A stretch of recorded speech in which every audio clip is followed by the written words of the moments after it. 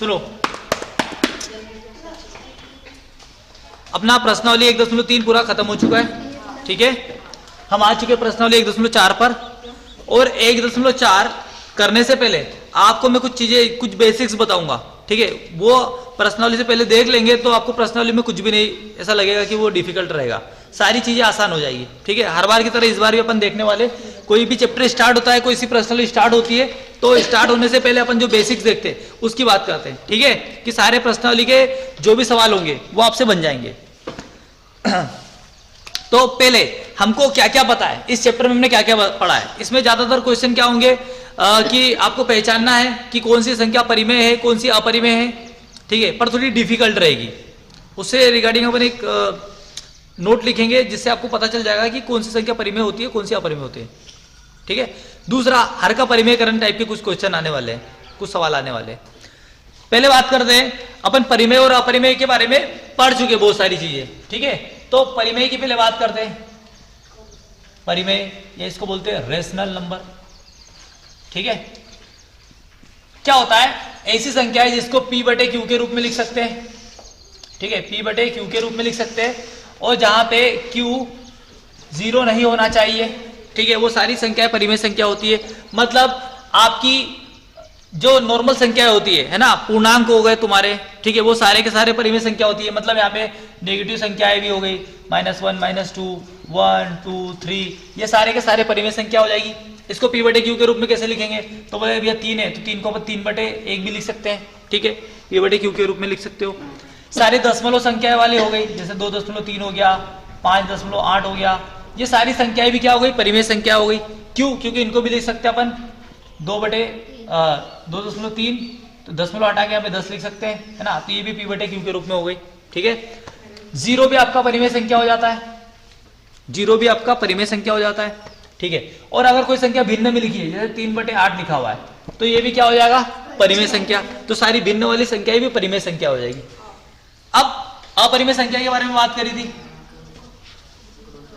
अपरिमेय संख्या, तो हमने इसमें देखा था सबसे पहले कि ऐसी संख्या है जिनका दशमलव प्रसार अनवसानी हो, मतलब अशांत, और नॉन रिपीटिंग हो, मतलब जो आवृत्ति जिसकी नहीं हो रही हो।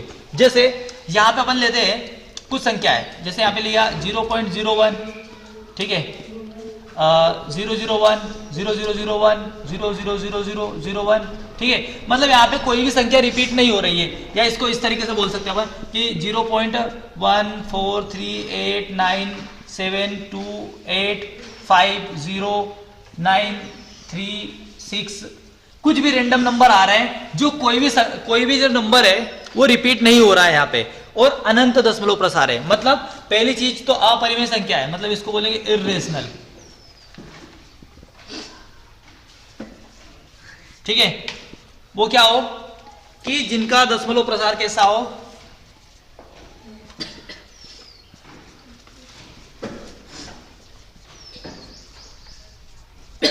अनवसानी, अनावृत्ति वाला हो, ठीक है, ठीक है। मतलब दशमलव प्रसार अशांत तो होना चाहिए, मतलब अनवसानी मतलब अशांत तो होना चाहिए, साथ ही साथ कोई चीज रिपीट नहीं होनी चाहिए, ठीक है। तो वो सारी आपकी अपरिमेय संख्या कहलाएगी, पहली चीज।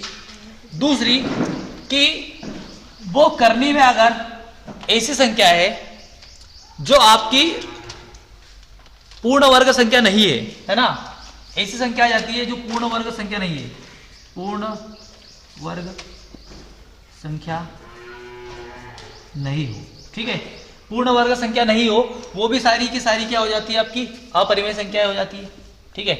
यहाँ पे ये एग्जाम्पल इसका देख लिया, अब इसका एग्जाम्पल क्या होगा, इसका उदाहरण जैसे मान लेते हैं करनी के अंदर 3 आ गया, ठीक है, करनी के अंदर 5 आ गया, तो यहाँ पे इनको हम तोड़ के, मतलब इनका वर्ग नहीं होता है ना, ठीक है, वर्गमूल नहीं होगा इनका, इनको तोड़ के नहीं लिख सकते, ये पूर्ण वर्ग संख्याएं नहीं है, तो ये क्या होगी, आपकी अपरिमेय संख्या होगी।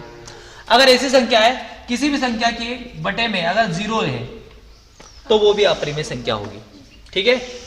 पाई भी अपन ने देखा था, पाई भी अपरिमेय संख्या होती है, जिसका भी दशमलव प्रसार कैसा होता है, इस तरीके से अनंत तक होता है, और कोई भी चीज रिपीट नहीं हो रही होती, ठीक है। तो ये अपन ने बेसिक सा डिफरेंस देखा था कि आपकी परिमेय संख्या क्या होती है और अपरिमेय संख्या क्या होती है। सभी को क्लियर था ये सारी चीजें, सभी को पता था ना? ठीक है, अब इसके आगे अपन बात करते हैं।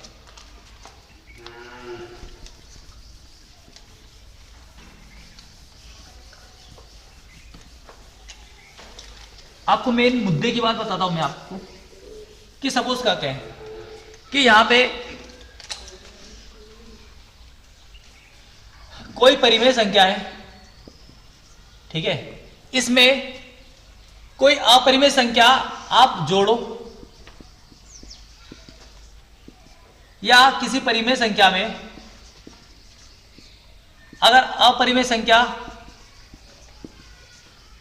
घटाएंगे, देखो अपरिमेय से भी परिमेय घटाओ या परिमेय से अपरिमेय घटाओ, एक ही बात मानेंगे अपन, ठीक है, या किसी परिमेय संख्या में किसी अपरिमेय संख्या का, क्योंकि सवाल होता है ना कि सर देखो एक तो संख्या परिमेय है एक अपरिमेय है, उसमें गुना करेंगे तो क्या होगा, क्या वो परिमेय बनेगी या क्या वो अपरिमेय बनेगी, है ना? अगर कोई परिमेय संख्या है, ठीक है, उसमें किसी अपरिमेय संख्या का भाग देंगे अपन, तब क्या होगा? ठीक है, तो इन सारे के सारे सवालों का अपन जवाब देखते हैं, है ना? पहले कोई ऐसा एग्जांपल ले लेते हैं जिसमें किसी परिमेय संख्या में अपरिमेय संख्या को जोड़ रहे हैं। जैसे मान लेते हैं यहां पे तीन किस तरीके की संख्या है? परिमेय संख्या है, परिमेय है ना? इसमें हम करनी का 2 जोड़ देते हैं या करनी 3 जोड़ देते हैं, करनी 5 जोड़ देते हैं, जो भी, तो परिमेय में अपरिमेय जोड़ दिया, ठीक है, या अपन करनी 5 में 3 जोड़ देते हैं, उल्टा भी कर सकते हैं, मतलब या तो परिमेय में अपरिमेय जोड़ो या अपरिमेय में परिमेय जोड़ो, एक ही बात है, ठीक है। तब हम इस संख्या को क्या बोलेंगे, या परिमेय हुई है या अपरिमेय संख्या हुई है, इसके अपन बात करने वाले। तो जब भी आप किसी परिमेय संख्या में अपरिमेय संख्या को जोड़ते हो या अपरिमेय संख्या में परिमेय संख्या को जोड़ते हो तो रिजल्ट हमेशा अपरिमेय संख्या होता है। तो जो बनने वाली संख्या होगी वो हमेशा क्या होगी? अपरिमेय होगी। मतलब हम इसको बोल सकते हैं कि ये कैसी संख्या है? अपरिमेय संख्या है। क्लियर है या नहीं है? ठीक है। सिमिलर तरीके से अगर आप किसी परिमेय संख्या में से अपरिमेय संख्या को घटाते हो, जैसे मान लेते हैं कि यहां पे ले लिया अपन ने 5 ले लिया, है ना, परिमेय संख्या है 5, ठीक है, इसमें किसी अपरिमेय संख्या को अपन घटाएंगे, कोई सी भी अपरिमेय संख्या बता दो आप। मान लेते हैं करनी के अंदर 7 है, ठीक है ना, या आप इसको ऐसा कर सकते हो कि करनी 7 में से हम करनी 5 को घटाते हैं, मतलब अपरिमेय से परिमेय को घटाओगे, तो दोनों ही केसेस में आप किसी भी परिमेय संख्या में से अपरिमेय संख्या को घटाओगे तो रिजल्ट हमेशा अपरिमेय संख्या आएगा। क्या आएगा? अपरिमेय संख्या आएगा, ठीक है। अब यहां पे किसी परिमेय संख्या में किसी अपरिमेय संख्या का गुना कर रहे हैं अपन लोग। जैसे मान लेते हैं यहां पे कोई परिमेय संख्या है 5 और उसमें गुना कर रहे हैं अपरिमेय मतलब पाई का, ठीक है, तो एक्चुअल में क्या होगा? 5 पाई हो जाएगा, ठीक है। तो अब ये जो संख्या बनी है ये अपरिमेय बनी है या परिमेय बनी है? अपरिमेय। मतलब हमको यहां से पता चलता है कि किसी भी परिमेय संख्या में किसी अपरिमेय संख्या को गुना करने से भी रिजल्ट हमेशा क्या आएगा? अपरिमेय संख्या आएगा, अपरिमेय संख्या आएगा। क्लियर है या नहीं है? ठीक है। अब किसी परिमेय संख्या में अपरिमेय संख्या का भाग दोगे, ठीक है, मान लेते हैं यहाँ पे कि परिमेय मान लेते हैं यहाँ पे 8 मान लेते हैं परिमेय संख्या है, ठीक है, इसमें भाग दे देते अपन करनी 11 का, है ना, ये परिमेय हो गई या अपरिमेय हो गई, ठीक है। तो या तो ऐसा करो या तो किसी अपरिमेय संख्या में परिमेय संख्या का भाग दे दो, मतलब हम इसको ऐसा भी कर सकते हैं, करनी 11/8 भी कर सकते हैं, ठीक है ना भैया। या तो आप परिमेय संख्या में अपरिमेय संख्या का भाग दो या अपरिमेय संख्या में परिमेय संख्या का भाग दो, दोनों ही केसेस में।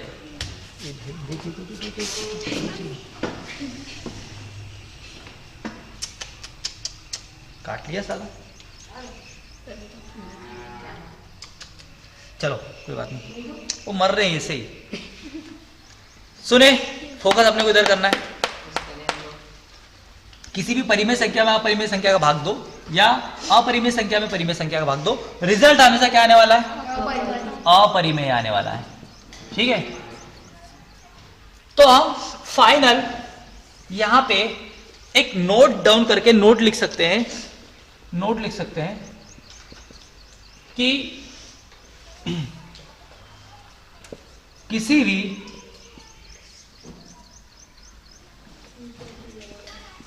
परिमेय संख्या में अपरिमेय संख्या को जोड़ने, घटाने, गुना या भाग देने पर हमेशा अपरिमेय संख्या प्राप्त होती है। क्लियर है क्या? किसी भी परिमेय संख्या में अपरिमेय संख्या को या अपरिमेय संख्या में परिमेय संख्या को जोड़ने, घटाने, गुना, भाग करने पर हमेशा आपको कौन सी संख्या मिलती है? अपरिमेय संख्या प्राप्त होती है। क्लियर है क्या? ठीक है, तो इसको छापो, फिर आगे की बात करते हैं।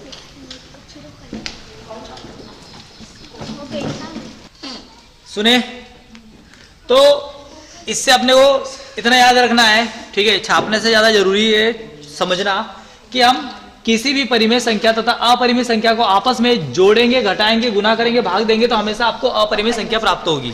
ठीक है ना?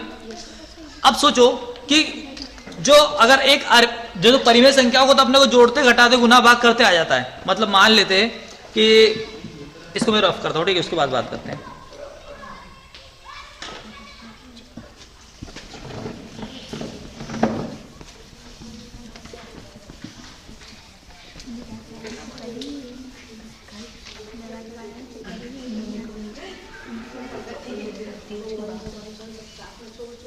सुने, जैसे परिमेय संख्याएं अगर होती है तो उनके बारे में तो हमको सब कुछ पता है ना, और गुना, भाग, जोड़ना, घटाना तो अपन बचपन से करते हुए आ रहे हैं परिमेय संख्याओं के।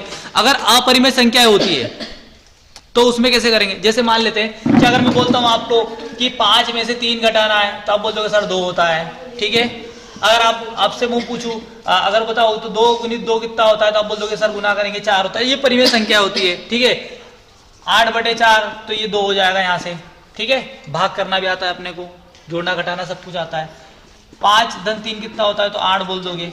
मतलब परिमेय संख्याएं होती है तो हम आसानी से जोड़ लेते हैं, घटा लेते हैं, गुना कर लेते हैं और भाग कर लेते हैं, ये तो आता है अपने को। अगर अपरिमेय संख्या की बात करते हैं अपन, ठीक है, तो अपरिमेय संख्याओं को कैसे जोड़ते हैं, कैसे घटाते हैं, कैसे गुना करते हैं और कैसे भाग करते हैं, उनके बारे में बात करेंगे। ठीक है, तो सबसे पहले अपन देखते हैं, हेलो, सबसे पहले कि अपरिमेय संख्याओं को जोड़ना तथा घटाना, ये चीज अपन सीखते हैं। ठीक है, क्या सीखते हैं? आपस में जोड़ना और घटाना, है ना। जैसे मान लेते हैं यहां पे एक संख्या लेता हूं मैं, करनी 3 धन करनी 5, इसका क्या होगा? ठीक है, 2 करनी 3 धन करनी 3, इसका क्या होगा? क्योंकि ये दोनों अपरिमेय संख्या है। ठीक है, मैं लेता हूं तीसरी संख्या ले लेता हूं, करनी 7 ऋण करनी 3, इसका क्या होगा? ठीक है भाई, ये सारी चीजें जो मैं बता रहा हूं ना, बेसिक्स, ये समझ लो तो आगे कुछ भी डिफिकल्टी नहीं होने वाली है। सिर्फ 9वीं के लिए नहीं, आगे भी जो आप 10वीं 11वीं 12वीं जब तक भी पढ़ने वाले हैं मैथमेटिक्स, ठीक है, तो वहां पे सारी चीजें अपन समझ लेंगे। मतलब ये अगर समझ में आता है बेसिक जो चीजें होती है तो आगे समस्या नहीं आने वाली है। ठीक है, तो थोड़ा फोकस के साथ, ध्यान के साथ। अगर ऐसा रहता है कि 8 करनी 7 ऋण करनी 7, ऐसा होता है तो क्या होगा? ठीक है, और ले लेते हैं अपन कोई सी संख्या। ठीक है, 5वीं संख्या ले ली। अब अगर ऐसा उल्टा रहता है कि करनी 7 ऋण 8 करनी 7, इस केस में क्या होगा? ठीक है, ठीक है ना, ये सारी चीजें। अब इनका देखते हैं कि ये इस तरीके की करनी के जो सवाल होते हैं उनको किस तरीके से करेंगे अपन। आता है? किस किस को आता है? किसी को नहीं आता है? चलो देखते हैं, सुनो। हम सबसे पहले देखते हैं कि करनी 3 और करनी 5 अगर अलग अलग अपरिमेय संख्या होती है तो उनको जोड़ा नहीं जा सकता, मतलब ऐसे ही रहने वाली है वो। करनी 3 धन करनी 5 ही लिख देंगे तो चलेगा अपने को, ठीक है। अब देखो यहाँ पे 2 करनी 3 और करनी 3 है, मतलब यहाँ पे भी करनी 3 है, यहाँ पे भी करनी 3 है, तो ये आपस में जुड़ जाएगी। तो ये 2 करनी 3 पहले से थी और एक और करनी आ गई यहाँ पे, तो ये हो जाएगी 3 करनी 3। क्लियर हुआ? ठीक है भैया। इसके पास 2 करनियां थी और आप एक और करनी लेके चले गए तो 3 करनियां हो गई ना उसके पास, ठीक है। आया समझ में? नहीं आया? अब सुनो, यहां पे भी देखो इसी तरीके से अलग अलग करनियां हैं, तो करनी 7 ऋण करनी 3 ही रहेगा, ठीक है। यहां पे क्या हो जाएगा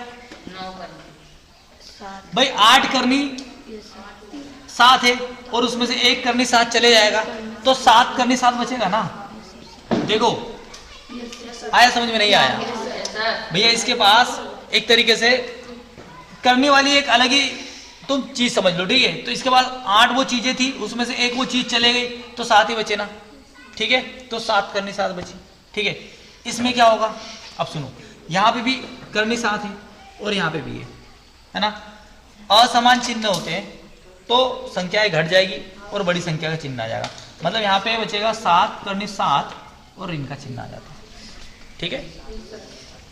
वैसे हमको जोड़ना घटाना गुना भाग करना तो आता है ना, संख्याओं का तो आता है ना, ठीक है। तो वैसे अपन ने यहाँ पे करा, तो अभी जोड़ना घटाना तो सिंपल है। यहाँ पे समझ में आया क्या कि करने वाली कोई सी भी संख्या होती है उसको किस तरीके से जोड़ा और घटाया जा सकता है। ऐसी बहुत सारी संख्याएं हो सकती है, ठीक है ना। अगर इसको छापना चाहते हो तो छापो, फिर आगे बात करते हैं।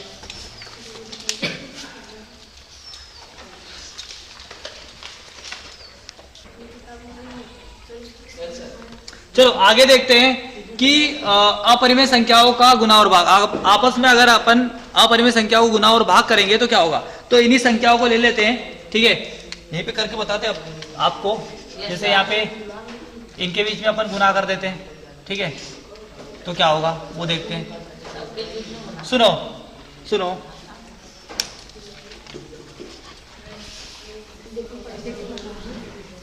जैसे करनी 3 गुणित करनी 5 इस तरीके की रही तो क्या हो जाएगा? ये करनी के अंदर दोनों गुना में आ जाएंगे, 3 गुणित 5, मतलब ये क्या हो जाएगा? करनी 15, ठीक है। Yes sir. आया समझ में? अब सुनो, यहाँ पे 2 करनी 3 है तो 2 करनी के अंदर 3 गुणित 3 हो जाएगा, ठीक है। तो ये कितना हो जाएगा? 2 करनी 9। या और क्या कर सकते? सुनो, यहां पे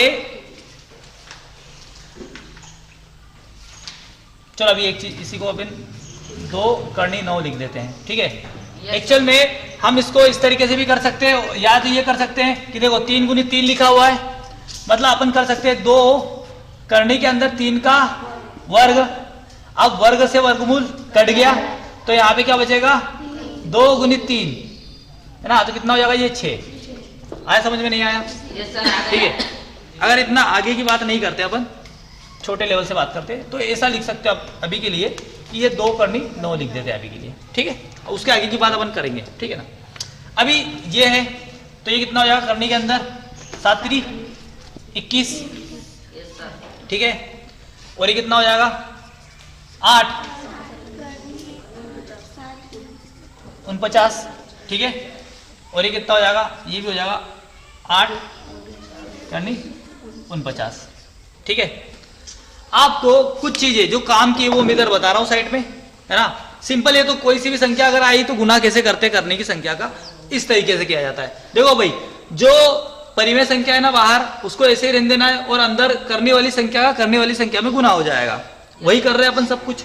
जैसे यहाँ पे 3 और 5 का किया तो 3 और 5 करने के अंदर आ गया, 5 3 15 हो गया। हेलो, हुआ ना? अब सुनो, आगे मैं आपको एक और चीज बताता हूं। अगर समान संख्याएं है, अगर समान अपरिमेय संख्या है, उनका गुना होगा अगर, मतलब जैसे यहाँ पे करनी x गुणित करनी x, अगर ऐसा होता है तो इसको अपन क्या कर सकते हैं? सुनो, समान संख्या है ना यहाँ पे,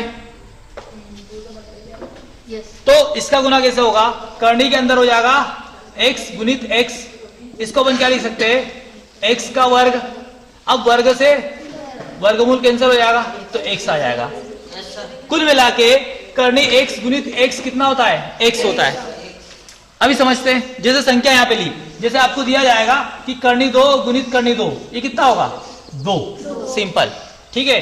करनी 3 गुणित करनी 3 कितना होगा 3। आपको और ज्यादा कुछ नहीं करना है, डायरेक्ट इसको 3 लिख देना है। समझ में आया नहीं आया, ठीक है।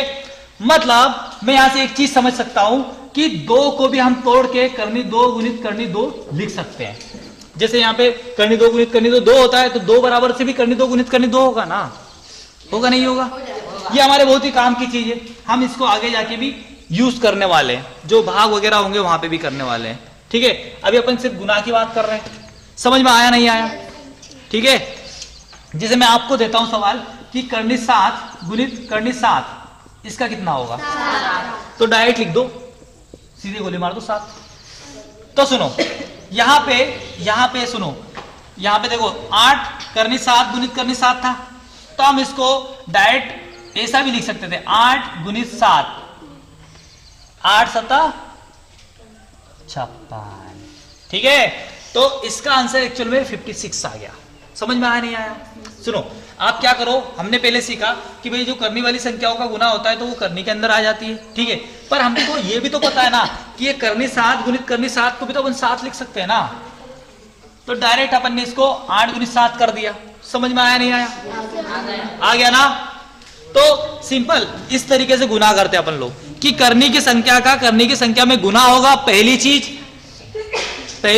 दूसरी चीज कि अगर समान संख्याएं हुई करनी में तो उसको बाहर निकाल देते इस तरीके से, ठीक है। ऐसा क्यों करते हैं, इसके पीछे भी रीजन होता है, मैं बताता हूं। एक्चुअल में ये जो रूट होता है ना, ये जो करनी होते हैं ना, चलो इसके बारे में अपन और कभी बात करेंगे। जो अगला जो अपना प्रश्नावली है, घातांक के नियम रहेंगे, वहां पे अपन ये सारी चीजें देख लेंगे। अभी ये सारी चीजें समझ में आई क्या, ठीक है। अगर हम भाग की बात करते हैं, अब भाग देना बात करते हैं, ठीक है। इसको छापना है क्या, छाप लिया क्या,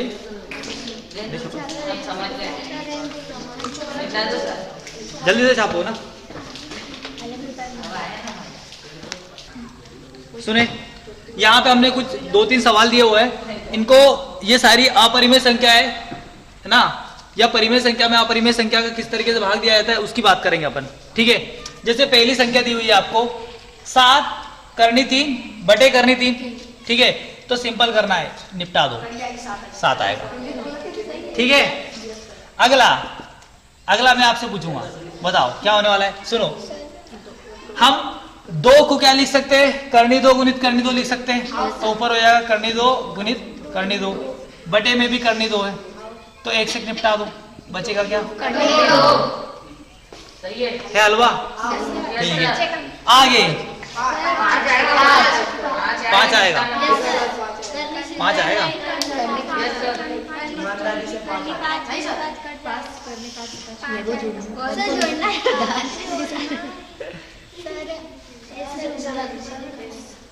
अरे बहन तू इधर पश्चिम बंगाल बैठी हुई ना, इसलिए नहीं दिख रहा तेरे को, तू थोड़ा इधर आ जाना, दिख जाएगा सर, इसलिए हम इधर बैठते हैं। हाँ इधर नहीं तो इनके पीछे बैठ सकते हो ना, वहां तो दिख जाएगा, यहाँ पे बैठ जाना है ना पीछे। भाई ऐसा जरूरी नहीं है कि एक ही लाइन में बैठा है, वो सलोनी भी तो बैठी, सोनाली भी तो बैठी है ना दूसरी रो में, ठीक है। तो दूसरी रो अपनी बना लो ना एक, ठीक है, उसमें बैठ सकते हो, बैठ जाओ। वो कारण ये है ना, मैं राइट हैंडर हूँ, ठीक है, तो मैं लिखूंगा तो आपको दिखेगा नहीं। चले आगे बढ़ते हैं अपन। सुनो इसको किस तरीके से करना है, सभी गधे हो। यहाँ पे 5 धन करनी 5 है, तो ये 5 धन करनी 5, मतलब ये जो करनी 5 है ना बटे में दोनों के, यहाँ पे भी बटे में और यहाँ पे भी बटे में, ठीक है। अब सुनो अब ये इससे तो ये कट जाएगा, ठीक है। अब सुनो 5 को हम क्या लिख सकते हैं, करनी 5 गुणित करनी 5, सुनो गुना में होगा तभी कटेगा, ठीक है। तो इससे कट जाएगा, और यहाँ पे कटकी कितना हुआ था, 1 हुआ था, तो आंसर क्या आएगा पता है, करनी 5 धन 1 आया समझ में नहीं आया? सुनो, जो करनी 5 है वो दोनों के बटे में, तो इसके बटे में भी लिख दिया, इसके बटे में भी लिख दिया। अब इससे तो यहाँ पे कट गया, ठीक है। अब करनी 5 को अपन क्या लिख सकते हैं? 5 गुणित 5 लिख सकते हैं, करनी 5 गुणित करनी 5। तो एक करने से करनी कट गई, बचेगी एक करनी और इधर से एक बचेगा, ठीक है। तो इसका आंसर ये रहेगा। आया समझ में? हाँ, छापो।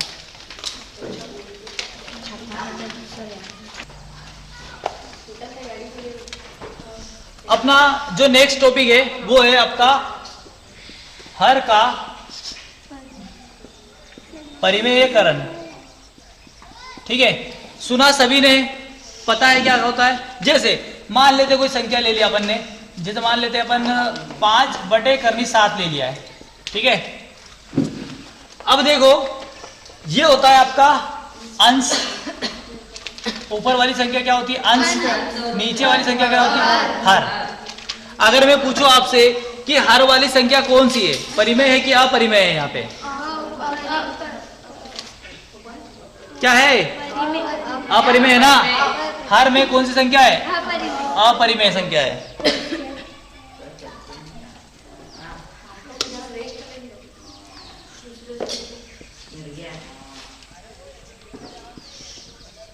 ठीक है ना। तो हर में कौन सी संख्या है आपकी? अपरिमेय संख्या है। अब सुनो, इस अपरिमेय संख्या को मुझे क्या करना है? परिमेय बनाना है, ठीक है ना। अपरिमेय संख्या को परिमेय संख्या बनाना है, इसे ही बोलते हैं हर का परिमेयकरण। मतलब हर में जो संख्या अपरिमेय संख्या दी हुई है उसको परिमेय में कन्वर्ट करना, ये क्या कहलाता है आपका? हर का परिमेयकरण, ठीक है ना। कैसे करेंगे? सुनो, मेरे को करनी 7 को हटाना है, तो करनी 7 को हटा के मेरे को परिमेय संख्या कैसे बना सकता हूं मैं? हमने अभी देखा था एक चीज कि अगर मैं इस करनी 7 में एक और करनी 7 का गुना कर दूं तो बन जाएगा मेरे पास 7। आ गया ना? आ गया ना? तो अब हर में संख्या पहले करनी 7 थी, अगर उसमें मैं करनी 7 का गुना कर दूं तो मेरे पास 7 आ जाएगा। हो गई ना परिमेय संख्या, ठीक है। तो जब भी हम हर का परिमेयकरण करते हैं, तो जैसे ये संख्या दी हुई है, अब हम क्या करेंगे? ऊपर और नीचे आपको जो भी करना है ना, अंश और हर दोनों में करना है, तो ऊपर और नीचे करनी 7 का गुना कर देंगे। मतलब जो भी संख्या हर में दी हुई है उसी का ऊपर और नीचे गुना कर दिया, ठीक है। जब गुना करोगे तो 5 का करनी 7 में गुना होगा तो क्या होगा? 5 करनी 7, ठीक है। और बटे में करनी 7 गुणित करनी 7 क्या होगा? 7। अब हर में क्या, कौन सी संख्या हो गई? परिमेय संख्या हो गई ना। पहले हर में अपरिमेय संख्या थी, ठीक है ना। अब परिमेय हो गई ना, तो हर की अपरिमेय संख्या को परिमेय संख्या में कन्वर्ट करना ही हर का परिमेयकरण कहलाता है। क्लियर है? कैसे करा अपन ने? ऊपर और नीचे वो जो हर की संख्या होती है उसका गुना कर दिया, ठीक है, तो आपकी परिमेय संख्या बन गई। क्लियर है? नहीं है ना। जैसे मैं आपसे पूछता हूं अभी, इसको कन्वर्ट करके बताइए, इसका हर का परिमेयकरण करो, ठीक है। एक संख्या लेता हूं मैं, 5 बटे करनी 3, है ना। इसका हर का परिमेयकरण करके बताओ, ठीक है। ये संख्या है।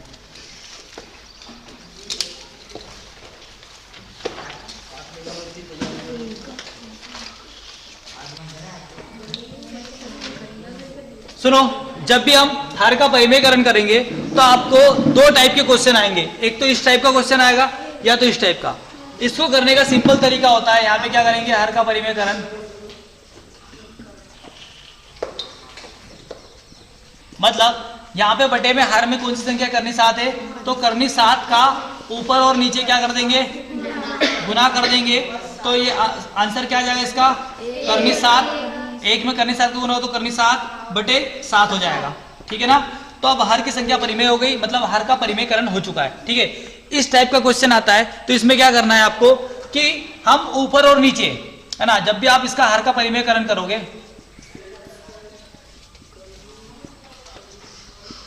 तो हम किस संख्या का गुना करेंगे? हर वाली संख्या का गुना करेंगे, मगर ये जो बीच का चिन्ह होता है ना, इसको अपन चेंज करके करेंगे। मतलब क्या होगा? यहाँ पे अपन गुना करने वाले करनी 7 ऋण करनी 6 में करनी 7 धन करनी 6 का, समझ में आया नहीं आया? ठीक है, बस आपको इन दोनों में इतना याद रखना है कि यहाँ पे जो हर में संख्या होती है उसका गुना होता है, और यहाँ पे भी हर में संख्या होगी उसी का गुना होगा, पर चिन्ह अलग अलग होंगे। ठीक है, अब हम यहाँ पे पहले सबसे पहले 1 का इसमें गुना हो जाएगा, तो ये हो जाएगा करनी 7 धन करनी 6 बटे। अब सुनो, यहाँ पे अपन बहुत सारी जो क्या बोलते हैं उसको,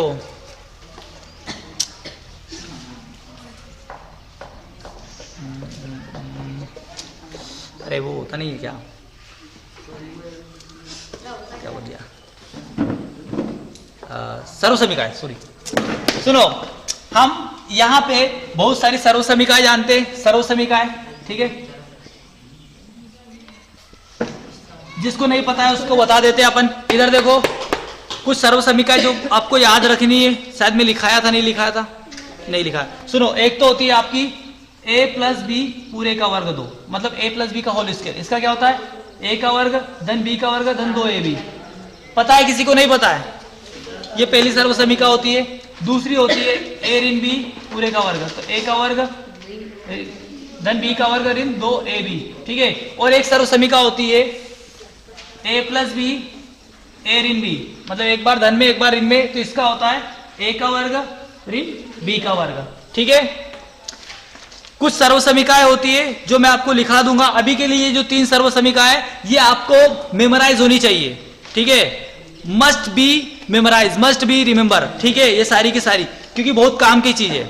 अगर नहीं पता है तो ये तीनों की तीनों लिख लेना और इनको याद करना। और भी होती है, मैं लिखा दूंगा। अभी के लिए 3 याद रखना है अपने को। ठीक है, किस किस को याद है? किसी को याद नहीं है? ओ ठीक है, ये याद करना पड़ेगा आपको। सुनो, तो यहाँ पे क्या है, देखो यहाँ पे 7 ऋण 6 और 7 धन 6। तो यहाँ पे आपको इस तरीके से दिख रहा है, a की जगह 7 और b की जगह 6 दिख रहा है। ठीक है ना, a की जगह 7 और b की जगह 6 दिख रहा है, मतलब एक बार धन में एक बार ऋण में। मतलब हम इसको कर सकते हैं कि 7 का वर्ग ऋण करनी 6 का वर्ग। ठीक है, इस तरीके से हम इसको कर सकते हैं, है ना। देखो, एक बार धन में और एक बार ऋण में दिखे आपको समान संख्या है, तो a का वर्ग ऋण b का वर्ग कर सकते हैं। ठीक है, तो यहाँ पे 7 का वर्ग ऋण 6 का वर्ग, यहाँ से वर्ग से वर्गमूल कैंसिल हो जाएगा, वर्ग से वर्गमूल कैंसिल हो गया। तो यहाँ पे क्या बचेगा, करनी 7 धन करनी 6 बटे 7 ऋण 6। तो ये क्या हो जाएगा, करनी 7 धन करनी 6 बटे 1। ठीक है, तो अब हर में परिमेय संख्या आ गई है, तो ये हो चुका है आपका हर का परिमेयकरण। ठीक है, फिर से मैं एक बार बताता हूं, सुनो। हर का परिमेयकरण 2 तरीके के क्वेश्चन होते हैं। एक बार तो सिंपल बटे में आता है, तो उसमें क्या करते हैं अपन, जो संख्या हर में होती है उसका ऊपर और नीचे इस तरीके से करेंगे। दूसरा इस तरीके का सवाल आता है, जब आपको जोड़ो और घटाव में दिया रहेगा संख्या, तो उस तरीके के सवाल में क्या करेंगे अपन कि हर का परिमेयकरण करते समय जो संख्या नीचे दी हुई है 7 और 6, उसी का करना है गुना, पर यहाँ पे जो बीच में चिन्ह है वो बदल जाना है। जैसे यहाँ पे ऋण की संख्या है, तो यहाँ पे धन का चिन्ह ले लिया अपन ने दोनों के बीच में। अगर यहाँ पे धन होता तो ऊपर और नीचे ऋण का चिन्ह आ जाता, जब हम गुना संख्या में करते वाली संख्या का। ठीक है, मतलब गुना करते समय ये बीच का चिन्ह बदल जाएगा। ठीक है, तो इस तरीके से हम इसको सरल कर लेंगे। ये सरल करना बोलते हैं इसको, आपस में गुना करना। ठीक है, और ये आ जाएगा। देखो, सर्वसमीका नहीं याद है तब भी हम इसको कर सकते थे। कैसे, एक बार वो तरीका देखते हैं। कि सोचो कि तुमको सर्वसमीका भी याद नहीं है, तो हम क्या करेंगे, इसको सरल कर लेंगे। कैसे करेंगे, यहाँ पे पहले जो करनी 7 दी हुई है, इसका इस पूरे ब्रैकेट में गुना होगा, फिर ऋण करनी 6 का पूरे में गुना होगा। मतलब हम इसको कर सकते हैं, करनी 7 पूरे में गुना होगा, करनी 7 धन करनी 6। फिर ये जो पहली संख्या का तो आपने गुना कर दिया ना दोनों में, अब ऋण की करनी 6 का गुना करोगे आप करनी 7 धन करनी 6 में। ठीक है, तो जब आप यहाँ पे इस संख्या का करोगे, करनी 7 का करनी 7 में गुना करेंगे, तो ये कितना हो जाएगा, 7 हो जाएगा। हो गया ना, प्लस अब करनी 7 का करनी 6 में करोगे, तो ये कितना हो जाएगा, 6 7 42। ठीक है, हो गया, हो या नहीं हुआ? ठीक है, सुनो, ऊपर तो आपको क्या है, ऊपर तो आपको करनी 7 धन करनी 6 चलते आ रहा है। हम नीचे की बात कर रहे हैं। ठीक है, ठीक है ना। ऊपर वाली संख्या तो करनी 7 धन करनी 6 चलते आ रही है। नीचे देखो 7 का इसमें क्या करनी 7 का करनी 7 में होगा 7 हो जाएगा, ठीक है। प्लस अब करनी 7 का करनी 6 में होगा तो 7 6 42 हो गया, ठीक है। इसका काम खत्म हो चुका है, हमने दोनों में गुना कर दिया। अब करनी 6 का हम इसमें करेंगे गुना, तो ऋण का कितना हो जाएगा 42, ठीक है। अब 6 का करनी 6 में होगा तो कितना हो जाएगा, एक्चुअल में कौन सी होगी ऋण की संख्या है ना, तो ऋण करनी 6 होगा, और सॉरी ऋण का 6 होगा, ठीक है। अब देखो इससे ये कट गया तो आंसर आ जाएगा आपका करनी 7 धन करनी 6 बटे में आ जाएगा 7 ऋण 6, मतलब ये करनी 7 धन करनी 6 बटे 1 वही आया था। तो अगर आपको सर्वसमीका याद है तो चुटकी में आंसर आ जाएगा, नहीं याद है तो गुना करना पड़ेगा। तो जो आपको आसान लगे, या तो एक याद कर लो या तो इतना सारा गुना कर लो, ठीक है। तो ये छापना हो तो छापो।